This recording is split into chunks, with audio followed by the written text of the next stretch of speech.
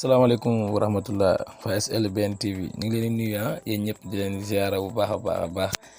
di am kontaan bu baax nag ci yéen di jaajëfal gars yi seetaan ñëpp ñi aimé ñi commentaire di partage ñëpp ñu ngi leen di kontaan bu baax a baax di jaajëfal ñëpp nag di wax ngeen wéy di abonné ci suñu chaîne bi te bës tous cloche yi ndax bu ñu dugalee yeneen vidéo ngeen mën a jot notification yi.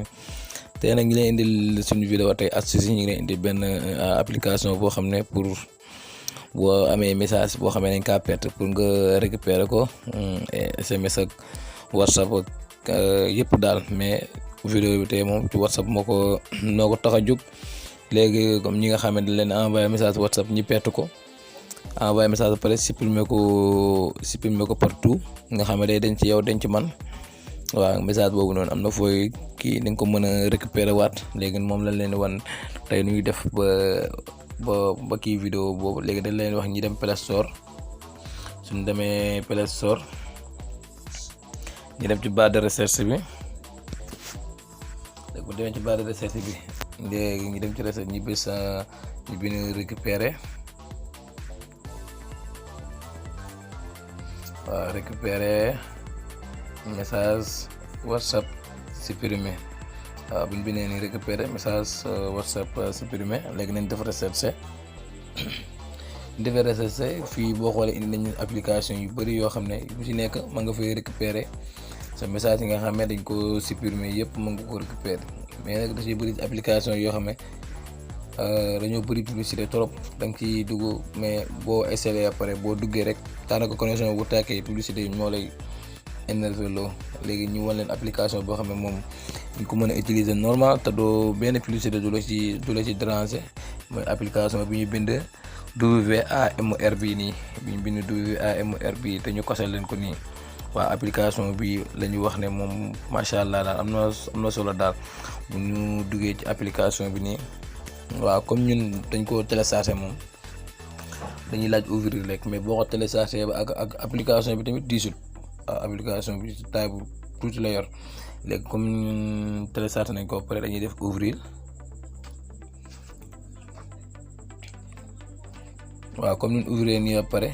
léegi première fois bi nii lay def léegi nga accepté daal di bës flèche bu nekk sa côté droite waaw léegi nga daal di ko sa fii yi nga xam ne moom nga bëgg boo ci amee message soo ko perte nga mën koo récupérer waat muy WhatsApp Messenger Instagram Facebook Live Snapchat Telegram xool SMS bi waaw mën nañu jël SMS comme nii léegi suñ kosee li ñu kosee ba pare ñu basaat flèche bi à droite suñ paree tamit dañ koy basaat suñ koy basaat encore tamit waaw fii tamit ñu basaat ko encore léegi nag fii si multimédia bi dañ koy activer daal di def autoriser tamit boobu activé wu na léegi ñu demaat ci deuxième bi suuf lecteur de notification après ñu defaat activé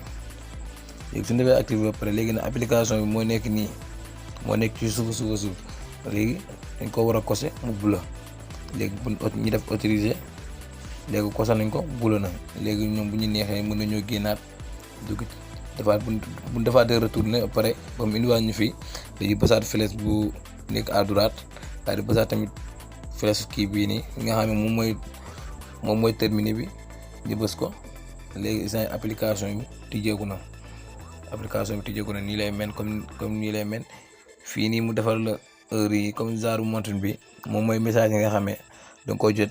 supprimer ko moom la lay indil fii nii photo wala vidéo boo xam ne dañ kaa supprimer da koy indiwaat fii soo xoolee mi ngi bind fii nii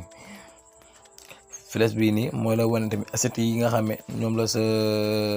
ami WhatsApp bi dugal da nga ko mën a seetaan fii encore tamit di nga ko mën a récupérer boo bësee ci flèche bu ndaw bii nii mu nga ko récupérer léegi nga application bi moo nekk nii fii tamit ci kaw boo ko bësee 3 points yooyu noonu dina la indil application yi nga xam ne ñoo nga kose pour nga xam ne boo ci pété message ñu mën la kaa indilaat comme tey lu mel ni Facebook ñu dugg ci Facebook Live bi saa yi amaguñ fa benn notification ndax comme ñu ngi koy soog a installé WhatsApp bi tamit la même chose léegi nag dañuy génn ñu dem ci WhatsApp bi envoyé message suñu numéro après ñu xool léegi ba xam li ñu doon xool dina ñëw wala du ñëw. léegi ñu dem ci recherche bi ma def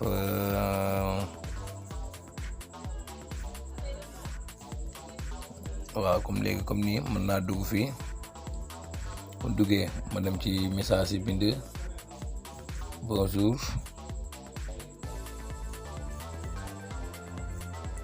bonsoir waaw ñang baalo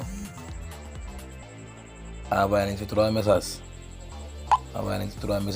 léegi comme 3 messages yaa ngi nii ñu def nii kosewaat bi daal koy supprimer pour tout bi nga xam ne boo ko defee dafa war a denc fii dañaat ci man mi nga xam ne mën nga ko envoyé xam nga léegi message yëpp supprimer wu na. léegi ñu génn dem suñu WhatsApp nduggee gis nga wane ne am nañu ko ñu envoyé message mais message yi supprimé wu na. soo xoolee fii mi ngi def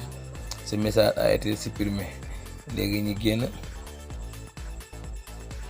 suñ génnee dañuy dem ci application bi gis nga bu ñëwee ci application bi uniquement bu ñu duggee rek loolu la ñuy indil gis nga indil nañu message yi ñu defoon foofu bonjour ak bonsoir xam naa message bi ñang baalo bi jotul woon àgg ma supprimer ko xam naa moo tax mais message boo fa bu jot a dugg rek boo ko supprimer rek tout day ñëwaat fii ni nga mën a récupérer waat sa message bi nga xam ne moom la envoyé même bu doon photo la tamit la même chose noonu loolu la koy indilee mais photo moom mu ngi la koy indil ci côté bi la lay indilee photo yi wala vidéo wala audio boo xam ne dañ ko envoyé après daal koy supprimer comme nii mën nañu demaat ñu envoyé benn audio wala ñu envoyé benn audio rek. envoyé benn audio après ñu supprimer ko bàyyi noonu mu dem xam naa li may enregistré moo tax léegi ñu xool fi benn wala ñu jël benn photo rek nañ jël benn photo envoyé ko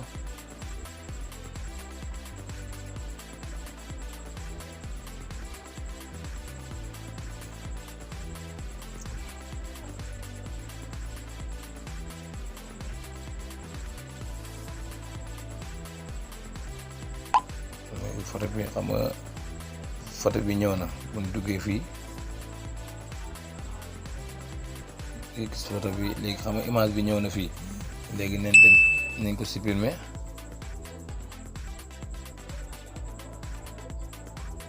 léegi def nañ ko supprimer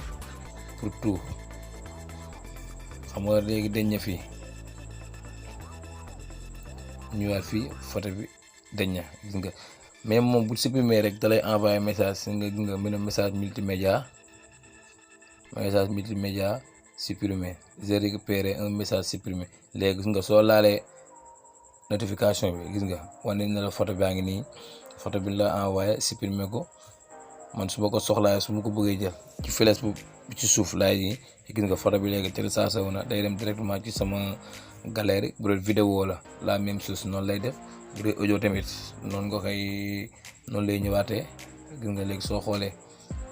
message yaa ngi nii nga fii tamit signalé nañu fii nee na envoyé naa ko benn photo mais dama ko supprimer